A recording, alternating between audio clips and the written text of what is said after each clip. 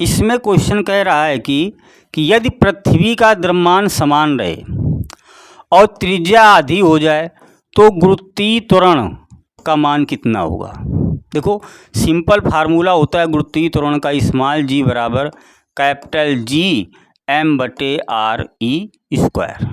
चलो are E square, ये पृथ्वी का क्या है, द्रव्यमान है, ये होता है। अब क्वेश्चन क्या कह रहा है, पृथ्वी का द्रव्यमान समान रहे, यानी वही है, त्रिज्या आधी कर दी जाए, आर ई क्या कर दी जाए, आधी, तो आर डैश नहीं, त्रिज्या क्या हो, आर ई बटे 2 आधी कर दी जाए, तो गुरुत्वीय त्वरण कितना हो जाएगा, मान लो कुछ चेंज होगा, जी डैश हो जाएगा। तो फार्मूला क्या हो जाएगा, जी एम ई बटे आर ई डैश का स्क्वायर, आर ई डैश का स्क्वायर। अब आर ई कितना कर दिया गया, आधा, तो आ जाएगा जी एम ई बटे आर ई डैश की जगह क्या लिख देंगे, आर ई बटे 2 स्क्वायर है, स्क्वायर कर दिया हमने, तो ये क्या हो जाएगा, जी एम ई बटे आर ई का स्क्वायर बटे क्या हो जाएगा, 4 कहाँ चला जाएगा, ऊपर चला जाएगा, जी एम ई बटे R E square, G M E बटे आर ई स्क्वायर क्या लिख देंगे हम, यहाँ जी लिख दे दो, क्या आ जाएगा, जी इंटू 4 आ जाएगा। तो गुरुत्वीय त्वरण कितना हो जाएगा, पहले के गुरुत्वीय त्वरण का 4 गुना हो जाएगा, कितने गुना हो जाएगा, 4 गुना हो जाएगा, अर्थात करेक्ट आंसर क्या हो जाएगा आपका, सी हो जाएगा। इस तरीके से सवाल को हम कर सकते हैं। कह रहा है पृथ्वी का द्रव्यमान समान रहे, वो नहीं चेंज हो रहा है, और त्रिज्या आधी कर देंगे, आधी आर ई आधा यानी 1/2 स्क्वायर है, तो 4 ऊपर चला जाएगा, वही क्या 4 गुना हो जाएगा गुरुत्वीय त्वरण।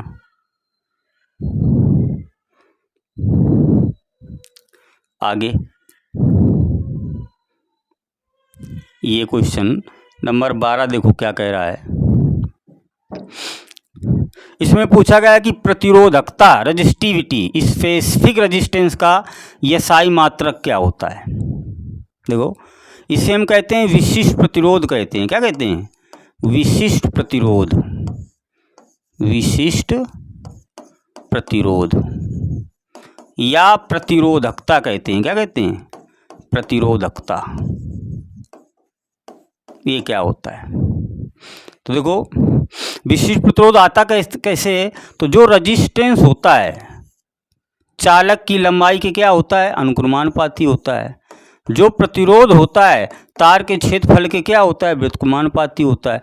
दोनों नियमों को मिलाते हैं तो बन जाता है आर प्रोपोर्शनल एल बटे, और प्रोपोर्शनल का चिन्ह हटाते हैं, एक नीतांक जोड़ते हैं रो इंटू एल बटे, इस रो को ही विशिष्ट प्रतिरोध या प्रतिरोधकता कहते हैं। तो रो बराबर क्या आ जाएगा, रो बराबर आपका आ जाएगा आर ए बटे एल, ये सूत्र होता है विशिष्ट प्रतिरोध का।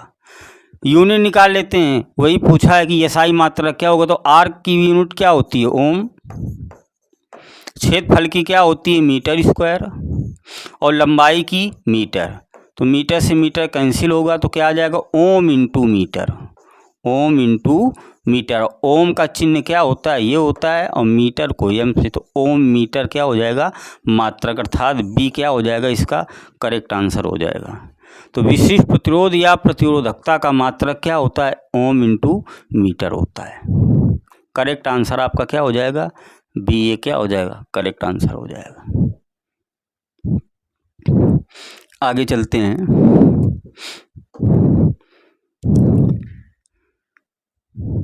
ये 13 नंबर क्वेश्चन, ये क्वेश्चन पूछा गया है। इस क्वेश्चन में कह रहा कार्य का मान 0 होगा यदि बल और विस्थापन के बीच का कोण होगा, कितना होगा, 0, 90, 45 और 180। तो सिंपल क्वेश्चन पूछा गया, कार्य का फार्मूला होता है F into D cos theta, ये सूत्र होता है।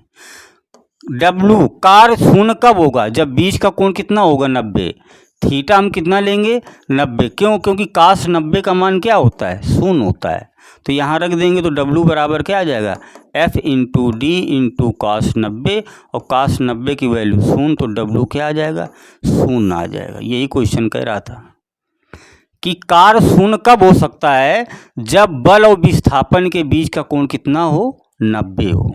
करेक्ट आंसर क्या हो जाएगा, सी हो जाएगा।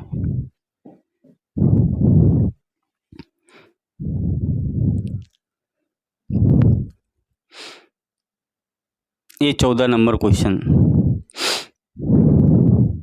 14 नंबर क्वेश्चन कह रहा है कि स्पर्शदर्श की न्यूनतम दूरी एक समान आंख के लिए कितनी होती है।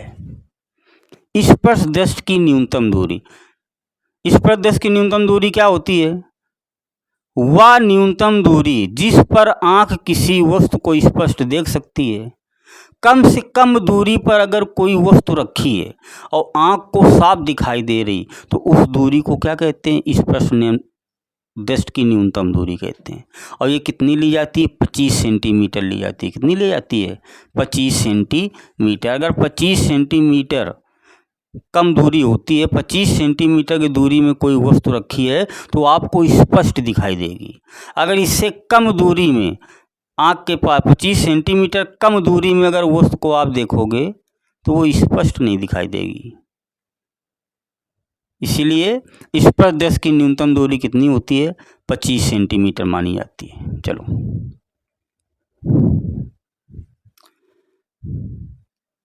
ये रहा क्वेश्चन नंबर 15 देखो, एनडीए ने क्या पूछा है। कह रहा है विद्युत धारा के चुंबकीय प्रभाव की खोज सर्वप्रथम किसने की थी? विद्युत धारा के चुंबकीय प्रभाव की खोज फैराडे ने की, ऑस्टन ने की, बोल्ट ने की कि एम्पियर ने की? किसने की थी? देखो, ऑस्टन ने किया था। आंसर क्या हो जाएगा आपका करेक्ट? ऑस्टन ने। कैसे किया? देखो, इन्होंने एक चालक तार लिया, AB नाम देते हैं ये, और यहाँ पर एक चुंबकीय सुई को रख दिया स्टैंड वगैरह से। चुंबकीय सुई ये इस तरीके से तार के पास यानी समांतर, और इन्होंने इस चालक तार में क्या प्रवाहित कर दिया? बैटरी से जोड़ दिया, धारा प्रवाहित कर दिया। ऑस्टन ने देखा कि जब तार में धारा प्रवाहित नहीं हो रही थी तो चुंबकीय सुई में कोई परिवर्तन नहीं हो रहा था।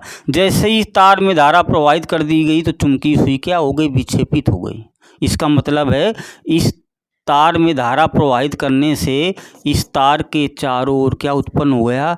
चुंबकीय क्षेत्र उत्पन्न हो गया। क्या उत्पन्न हो गया? चुंबकीय क्षेत्र उत्पन्न हो गया। तो ये ऑस्टन का प्रयोग है। तो ऑस्टन ने धारा से चुंबकीय क्षेत्र की उत्पत्ति की थी। किससे उत्पत्ति की थी? चुंबकीय क्षेत्र की उत्पत्ति।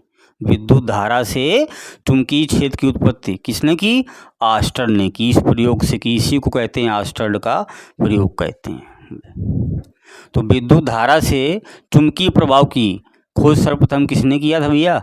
ऑस्टन ने किया था।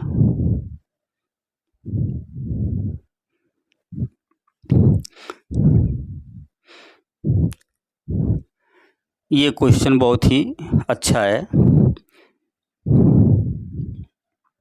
क्या पूछा है?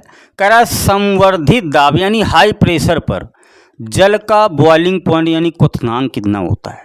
तो देखो, इसका एक सिंपल सा फार्मूला होता है P प्रोपोर्शनल TA। अगर दाब बढ़ाओगे तो ताप भी क्या होगा? बढ़ेगा। दाब बढ़ाएंगे तो ताप भी क्या होगा? बढ़ेगा। तो सिंपल है कि दाब पर जल का क्वथनांक क्या होता है भैया? बढ़ता है। क्या होता है? बढ़ता है। जैसे प्रेशर कुकर है आपका, प्रेशर कुकर, ये इसी सिद्धांत पर ही तो है। प्रेशर कुकर का अंदर जो होता है दाब क्या हो जाता है? अधिक हो जाता है। जब दाब अधिक हो जाता है तो उसका जो क्वथनांक होता है टेम्परेचर 100 डिग्री सेंटीग्रेड से भी अधिक हो जाता है और खाना जल्दी से क्या हो जाता है? पक जाता है। तो सिंपल है कि दाब बढ़ेगा तो क्वथनांक क्या होगा? बढ़ेगा। ताप भी क्या होगा? बढ़ेगा। तो प्रेशर कुकर के अंदर जब प्रेशर हाई हो जाता है तो टेम्परेचर कितना हो जाता है? 100 से अधिक भी हो जाता है। 100 डिग्री सेंटीग्रेड से अधिक टेम्परेचर हो जाता है और जल्दी खाना क्या होता है? पक जाता है।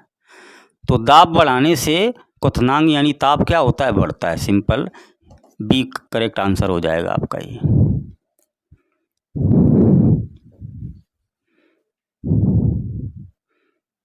हार्स पावर, कह रहा है हार्स पावर कितने वाट के बराबर होता है? एक हार्स पावर में कितने वाट होते हैं? 746 वाट होते हैं कि 500 वाट होते हैं कि 750 वाट होते हैं कि 1000 वाट होते हैं? तो 1 HP हार्स पावर, जिसे हम अश्व शक्ति कहते हैं, एक हार्स पावर में 746 वाट होते हैं। एक अश्व शक्ति बराबर, एक अश्व शक्ति में कितने वाट होते हैं? 746 वाट होते हैं। करेक्ट आंसर आपका क्या हो जाएगा? ए सही हो जाएगा। बहुत ही सिंपल क्वेश्चन पूछ लिया गया है।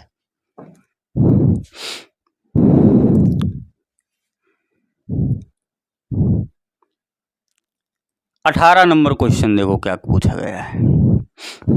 क्या कह रहा है कि गैसों में ऊष्मा का संचरण मुख्य रूप से किस विधि द्वारा होता है? ऑप्शन दिया है चालन विधि द्वारा, कि संवहन, कि विकिरण, कि वाष्पीकरण। ये कह रहा है। तो गैसों में जो ऊष्मा का संचरण यानी ऊष्मा का बढ़ना 3 विधियों द्वारा होता है। ठोस, द्रव, गैस। ठोस, द्रव, गैस। ये तो गैसों में ऊष्मा का संचरण देखो, ठोस जो होता है चालन में होता है। ऊष्मा जब आगे बढ़ती है ठोसों में तो वो विधि क्या कहलाती है? चालन विधि कहलाती है। द्रव में संवहन विधि द्वारा द्रव गर्म होता है, और जो गैस होता है विकिरण द्वारा। भाई सूर्य से पृथ्वी तक ऊष्मा जो आती है विकिरण के रूप में आती है, अर्थात गैस में आती है। तो ये ऑप्शन सही होगा। गैसों में ऊष्मा का संचरण किस विधि द्वारा होता है? विकिरण द्वारा होता है। किसके द्वारा होता है? विकिरण द्वारा होता है। और ठोसों में ऊष्मा का संचरण चालन विधि द्वारा होता है। द्रवों में संवहन, और विकिरण यानी गैसों में होता है। करेक्ट आंसर आपका यही हो जाएगा। आगे बढ़ते हैं। ये रहा 19 नंबर क्वेश्चन। देखो इसमें बहुत बार ये क्वेश्चन पूछा गया है। क्या कह रहा है इसमें? कह रहा है नाभिकीय रिएक्टर यानी परमाणु भट्ठी में मंदक मॉडरेटर के रूप में किसका प्रयोग किया जाता है? मंदक का मतलब न्यूट्रॉनों को कम करने के लिए, न्यूट्रॉनों को कम करने के लिए। जब न्यूट्रॉन कम हो जाएंगे तो परमाणु भट्ठी क्या हो जाएगी? स्टॉप ले लेगी। जब परमाणु भट्ठी को रोकना होता है तो मंदक के रूप में किसका प्रयोग किया जाता है? भारी जल का प्रयोग किया जाता है, कि सोडियम का प्रयोग किया जाता है, कि यूरेनियम का, कि कॉपर तांबे का? तो भारी जल का उपयोग किया जाता है मंदक के रूप में। न्यूट्रॉनों की गति को कम करने के लिए नाभिकीय रिएक्टर में मंदक के रूप में भारी जल का उपयोग किया जाता है। भारी जल हो गया, ग्रेफाइट हो गया, क्या हो गया? ग्रेफाइट का भी यूज किया जाता है। छड़ें होती हैं, और कुछ नियंत्रक छड़ें होती हैं कैडमियम की, क्या है की? कैडमियम की या बोरान की छड़ें होती हैं। इनसे भी मंदक के रूप में यूज किया जाता है। लेकिन ऑप्शन में आप ये क्या है? भारी जल है, तो यही करेक्ट क्या हो जाएगा? आपका आंसर हो जाएगा। तो मंदक के रूप में भारी जल का ज़्यादा उपयोग किया जाता है। चलो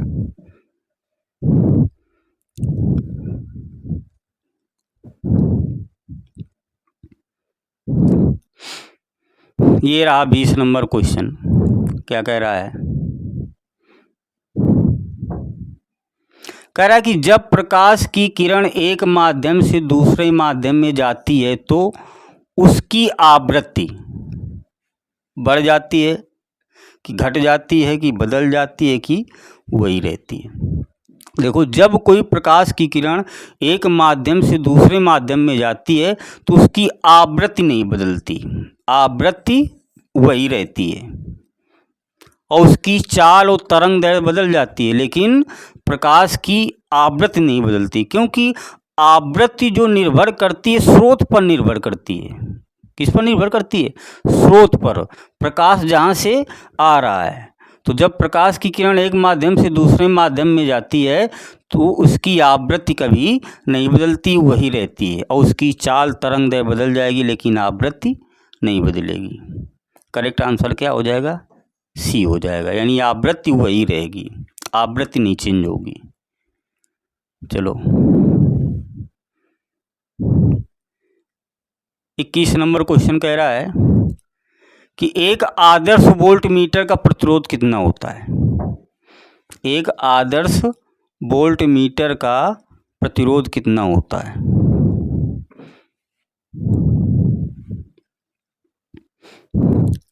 ये क्वेश्चन पूछा गया, देखो 21 नंबर। कह रहा एक आदर्श वोल्ट मीटर का प्रतिरोध कितना होता है। आदर्श वोल्ट मीटर का प्रतिरोध शून्य होता है कि ये क्या लिखा है, 1 ओम होता है कि 100 ओम होता है कि अनंत होता है। तो आदर्श वोल्ट मीटर का प्रतिरोध क्या होता है, अनंत होता है, क्योंकि आदर्श वोल्ट मीटर वो होता है जिसमें कोई करंट प्रवाहित नहीं होती। वोल्ट मीटर केवल विभवांतर। तो आदर्श वोल्ट मीटर का रेजिस्टेंस क्या होता है, अनंत होता है। जब प्रतिरोध अधिक होगा तो उसमें धारा जा ही नहीं पाएगी, सिंपल है। लेकिन आदर्श अमीटर का प्रतिरोध कितना होता है, तो उसका शून्य होता है।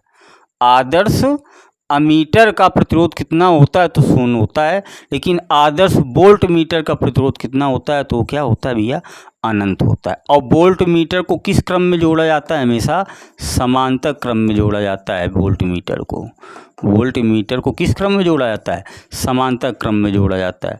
और अमीटर को किस क्रम में जोड़ा जाता है, हमेशा उसको श्रेणी क्रम में जोड़ा जाता है। तो आदर्श अगर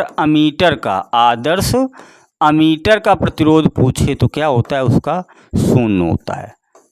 लेकिन वोल्ट मीटर का प्रतिरोध पूछे तो क्या होता है, अनंत होता है। करेक्ट आंसर क्या हो जाएगा आपका, सी हो जाएगा।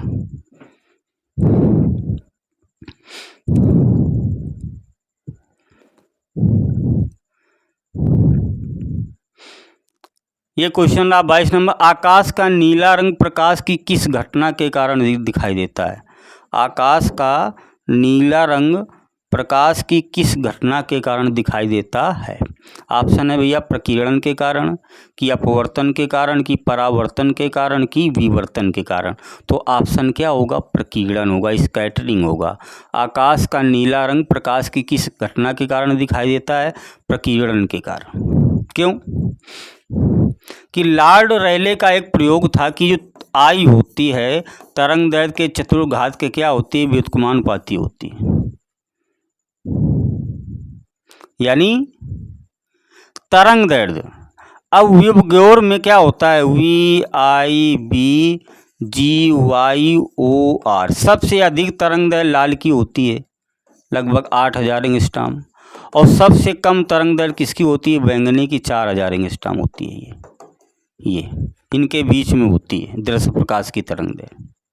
अब होता क्या है, बैंगनी और ब्लू रंग की जो तरंग दैर्घ्य होती है, सिंपल है, सबसे कम V की भी धीरे धीरे बढ़ती चली जाती है, सबसे अधिक लाल की। तो बैंगनी और ब्लू रंग की जो तरंग दैर्घ्य लाल रंग की अपेक्षा कम होती है। तो बैंगनी ब्लू रंग का जो प्रकीर्णन होता है लाल रंग की अपेक्षा 16 गुना अधिक होता है। कितने गुना अधिक होता है, 16 गुना अधिक होता है। प्रकीर्णन का मतलब फैलना। तो ब्लू और बैंगनी रंग का प्रकीर्णन जो होता है लाल रंग की अपेक्षा 16 गुना अधिक होता है, इसीलिए ये वायुमंडल में फैल जाता है, इसीलिए तो ये नीला दिखाई देता है। तो आकाश का नीला रंग प्रकाश की किस घटना के कारण दिखाई देता है, प्रकीर्णन के कारण, क्योंकि ब्लू और बैंगनी रंग का जो प्रकीर्णन होता है लाल रंग की अपेक्षा 16 गुना अधिक होता है, आकाश में फैल जाता है, वायुमंडल में चारों तरफ फैल जाता है। इसीलिए हमको प्रकीर्णन, स्कैटरिंग, फैलने के कारण आकाश का रंग हमको नीला दिखाई देता है। करेक्ट आंसर आपका क्या हो जाएगा, ए सही हो जाएगा।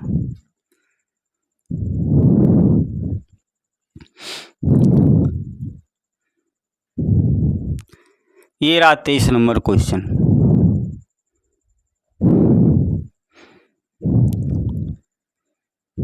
इसमें क्या कह रहा है, देखो कह रहा प्रक्षेप गति प्रोजेक्टाइल मोशन में अधिकतम परास के लिए प्रक्षेप कोण कितना होना चाहिए, 45 होना चाहिए कि 90 हो गया होना चाहिए कि 30 होना चाहिए कि 60 होना चाहिए। देखो प्रक्षेप गति क्या होती है, मान लें किसी पिंड को यहाँ से हम ऊर्ध्वाधर से बिंदु दिशा में फेंकते हैं तो वो पिंड इस तरीके से गति करता है, तो ये गति क्या होती है, उसकी प्रक्षेप गति होती है। एक वक्राकार पथ में क्या करने लगता है, गति करने लगता है। तो इस वक्राकार पथ को ही क्या कहते हैं, प्रक्षेप पथ कहते हैं। तो कह रहा अधिकतम परास ये होता है, ये R अधिकतम परास क्या होता है? जिस बिंदु से पुष्प को फेंका जाए और आकाश में दौड़ते हुए जहाँ पर गिरे, ये अधिक से अधिक दूरी क्या होती है? परास होती है। तो क्वेश्चन कह रहा है कि हम किस कोण से किसी वस्तु को ऊपर की ओर फेंकें कि वो अधिक से अधिक दूरी पर जा गिरे। वो प्रक्षेपण कोण कितना होना चाहिए? तो परास का फार्मूला होता है R बराबर U² sin 2 थीटा अपान जी। तो R अधिकतम कब आएगा भैया? जब साइन का मान कितना होगा? 90 होगा। तो किस कोण के लिए 90 होगा? तो साइन 2 × 45 का गुणा करा देते हैं बटे जी। तो R मैक्सिमम आपका आ जाएगा U² साइन 90 का मान 1, तो आ जाएगा जी। तो 45 डिग्री के कोण पर अगर हम किसी वस्तु को ऊर्ध्वाधर दिशा से भिन्न दिशा में फेंक देते हैं तो वो पिंड सबसे अधिक दूर जाकर गिरता है। कितने कोण में? 45 डिग्री के कोण में। तो प्रक्षेपण कोण कितना होना चाहिए? 45 डिग्री कोण होना चाहिए। अगर हम भाले को 45 डिग्री कोण में फेंकेंगे तो वो अधिक परास यानी अधिकतम दूर पर जाकर गिरेगा। अगर हम बैट से गेंद को 45 डिग्री के कोण में मार दें तो वो अधिक परास में जाएगा, अधिक दूर जाएगा। तो अधिक दूर पहुंचाने के लिए, अधिक समतल दूरी पर पहुंचाने के लिए पिंड को हम 45 डिग्री के कोण में हिट करेंगे, तब वो अधिक से अधिक दूरी तय करेगा। कितना होगा कोण? प्रक्षेपण कोण 45 डिग्री कोण होगा। ये रहा क्वेश्चन।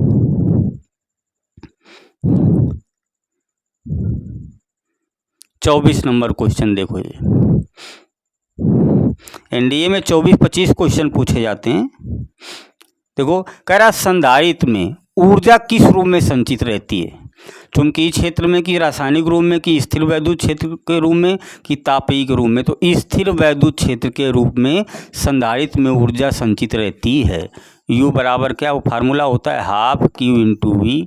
एक U बराबर क्या होता है? ½ CV² और U बराबर ½ Q² अपान C।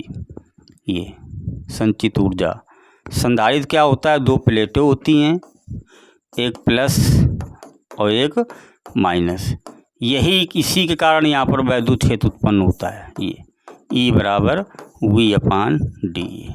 D क्या होती है? दोनों प्लेटों के बीच की दूरी होती है। तो वैद्युत क्षेत्र के कारण ऊर्जा संधारित्र में क्या होती है? संचित रहती है। किसके कारण? वैद्युत क्षेत्र के कारण, स्थिर वैद्युत क्षेत्र के कारण। करेक्ट आंसर आपका हो जाएगा ये रहे आपके एनडीए में 24 क्वेश्चन जो 2026 में पूछे गए हैं। ये और भी एक ये 25 नंबर क्वेश्चन और है, चलो इसको भी देख लेते हैं। 25 क्वेश्चन देखो फिजिक्स में पूछे जाते हैं। क्वेश्चन कह रहा है सौर मंडल का सबसे चमकीला ग्रह कौन सा है? सौर मंडल का सबसे चमकीला ग्रह कौन सा है? मंगल है कि बृहस्पति है कि बुध है और शुक्र है? तो ऑप्शन आपका करेक्ट है शुक्र। क्यों शुक्र? तो शुक्र में जो शुक्र ग्रह है आपका, कौन सा ग्रह है भैया? शुक्र ग्रह। तो इसमें H2SO4 सल्फ्यूरिक अम्ल के बादल पाए जाते हैं। किसके बादल? घने पाए जाते हैं। सल्फ्यूरिक अम्ल के क्या पाए जाते हैं? बादल पाए जाते हैं शुक्र ग्रह में।